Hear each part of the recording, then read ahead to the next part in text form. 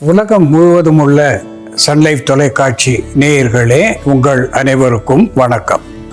இது நாட்டு மருத்துவம், நலம் தரும் மருத்துவம், எல்லோருக்கும் ஏற்ற பக்க விளைவுகளில்லாத பாதுகாப்பான மருத்துவம்.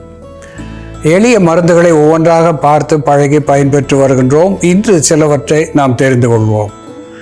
உத்தாமணி இலைச்சாறு, பெர்குலேரியா டேமியா என்ற தாவர பெயராலே சுட்டப்பெறுவது, வேலிப்பருத்தி என்ற தமிழ் பெயரை பெற்றிருப்பது.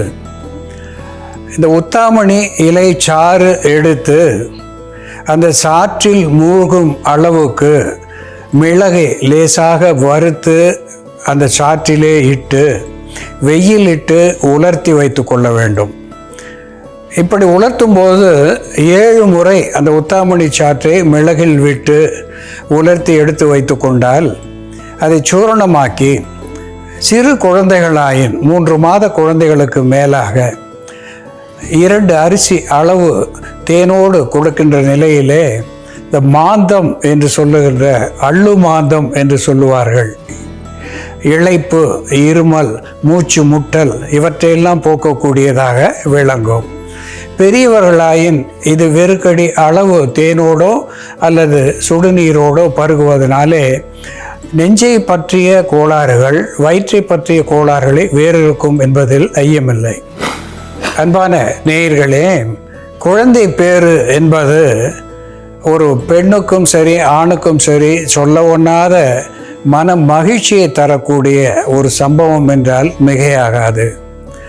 சில மாதருக்கு அதிகமான பால் சுரந்து குழந்தைகள் போதுமென்ற அளவுக்கு குடித்துவிட்ட பின்னாலேயும் சுரந்து மார்பகத்திலே பால் கட்டியாகி வேதனை தரக்கூடியதாக விளங்கும். சந்தோஷத்தை அனுபவிக்க முடியாத நிலையை அது உண்டாக்கும் என்பது உண்மை.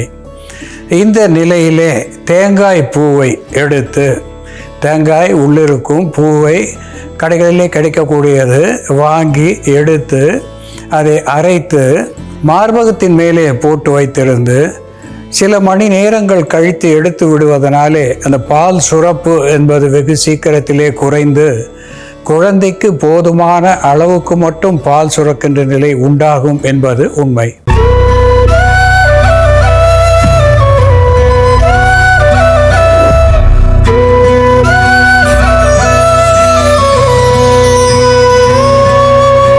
அன்பான நேயர்களே, எபிலெப்சி என்று ஆங்கிலத்திலே சொல்லப்பெறுகின்ற ஒரு கடுமையான நோய் கால் கை வலிப்பு. இந்த காலும் கையும் வலித்து கொள்ளுவது, அதாவது உதைத்து கொள்ளுவது என்கின்ற பொருளை காக்கை வலிப்பு என்று காக்கையின் பெயராலே இந்த வலிப்பை சொன்னார்கள்.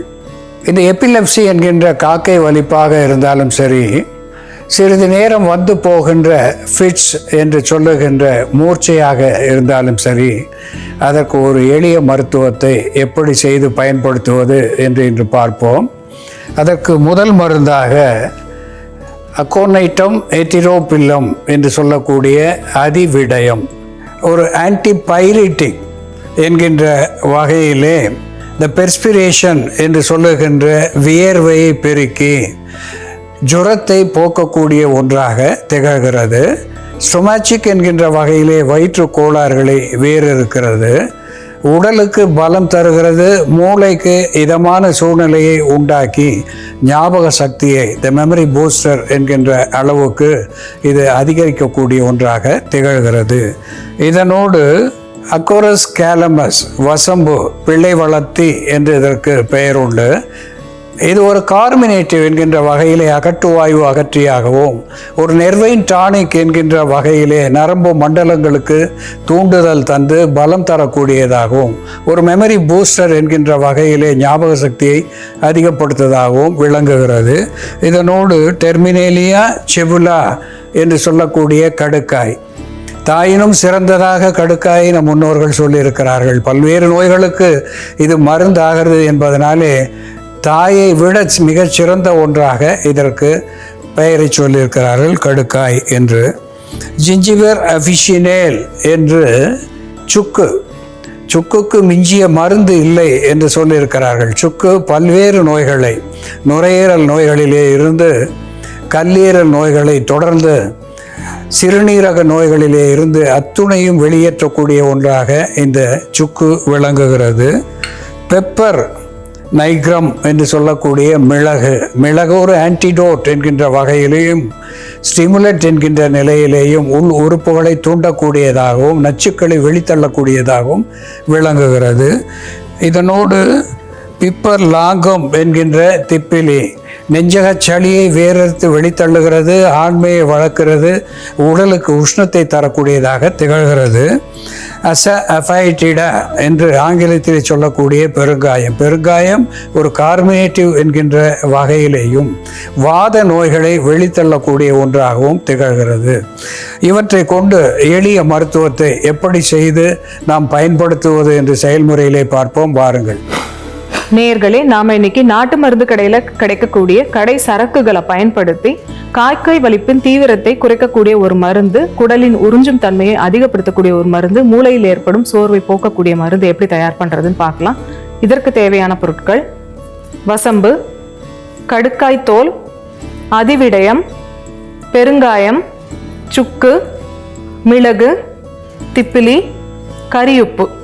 இந்த பொருட்கள் எல்லாமே பொடி பண்ணி வச்சிருக்கோம். பெருங்காயமும் மிளகும் மட்டும் நம்ம முழுசாக சேர்க்க போகிறோம். நம்ம அதையும் பொடி பண்ணி இதோட ஆட் பண்ணலாம். இதோட அளவு பார்த்தோம்னா வசம்பு, அதிவிடயம், கரியுப்பு, பெருங்காயம் இவை 4 பொருட்களும் நம்ம 2 கிராம் அளவுக்கு எடுத்தோம்னா மற்ற பொருட்கள் நம்ம 5 to 6 கிராம் வரைக்கும் எடுத்துக்கலாம். கொஞ்சம் பெருங்காயம் எடுத்துக்கலாம். அப்ராக்சிமேட்டாக 2 கிராம் அளவுக்கு பெருங்காயம், அதிவிடயம், வசம்பு தூள் அதுவும் 2 கிராம் அளவுக்கு, கரியுப்பும் 2 கிராம் அளவுக்கு.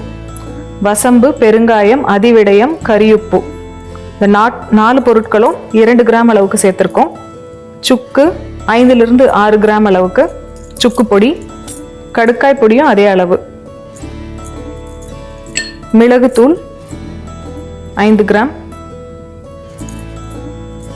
திப்பிலி பொடி 5 கிராம், மிளகு 5 கிராம், வசம்பு, அதிவிடயம், பெருங்காயம், கரியுப்பு அதோட சுக்கு, மிளகு, திப்பிலி ஆட் பண்ணியிருக்கோம். இதெல்லாம் சேர்த்து சூர்ணமாக தயார் பண்ணிக்கலாம்.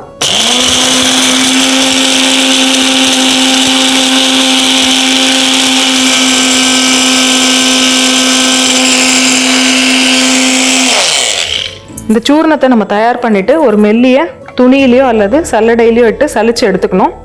வசம்பு, அதிவிடயம், கடுக்காய், பெருங்காயம், சுக்கு, மிளகு, திப்பிலி, கரியுப்பு சேர்ந்த இந்த சூர்ணத்தை காலை மாலைன்னு 2 வேளையும் 1 கிராம் அளவுக்கு நம்ம தேன்ல குழைச்சி எடுத்துட்டு வரும்போது காக்கை வலிப்பின் தீவிரத்தை குறைக்கக்கூடிய மருந்தா இது செயல்படும். அப்சார்ப்ஷன், குடலின் அப்சார்ப்ஷனை அதிகரிக்கக்கூடிய ஒரு மருந்தாகவும் உடலில் பலத்தை தரக்கூடிய ஒரு மருந்தாகவும் இது செயல்படும். அன்பான நேயர்களே, சுக்கு, மிளகு, திப்பிலி, கடுக்காய், வசம்பு, அதிவிடயம், அதனோடு சேர்ந்த கரியுப்பு இவை அத்துணையும் சேர்த்து சூரணமாக்கி இங்கே வைத்திருக்கின்றோம். இதை வெறுகடி அளவு அந்தி சந்தி என்று 2 வேளை பெரியவர்களுக்கும் அதிலே 1/4 பங்கு குழந்தைகளுக்கும் தேனோடோ அல்லது பாலோடோ சுடுநீரோடோ 2 வேளை தருகின்ற நிலையிலே இது வயிற்று கோளாறுகளை வீறிருக்கிறது.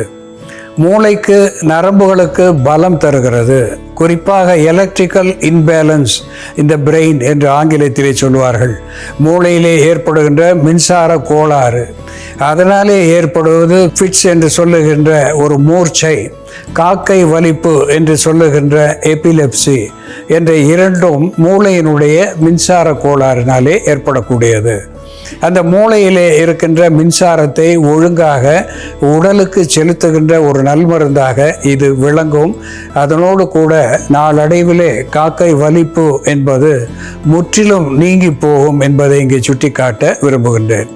இது காக்கை வலிப்புக்கு மட்டுமல்லாமல் நெஞ்சக கோளாறுகளுக்கு மருந்தாகி உடலுக்கு உஷ்ணத்தை தருகிறது. வயிற்று கோளாறுகளை வேறறுத்து செரிமான சீர்கேடுகளை போக்குகிறது. மலச்சிக்கலை மறுத்து இது மலத்தை வெளித்தள்ளக்கூடியதாக விளங்குகிறது. அன்பான நேயர்களே, காக்கை வலிப்புக்கு என்ற ஒரு மருந்தை நாம் இன்று பார்த்து தெரிந்து கொண்டோம். இது போல வேறு ஒரு மருத்துவ குறிப்போடு நாம் மீண்டும் சந்திப்போம். நன்றி, வணக்கம்.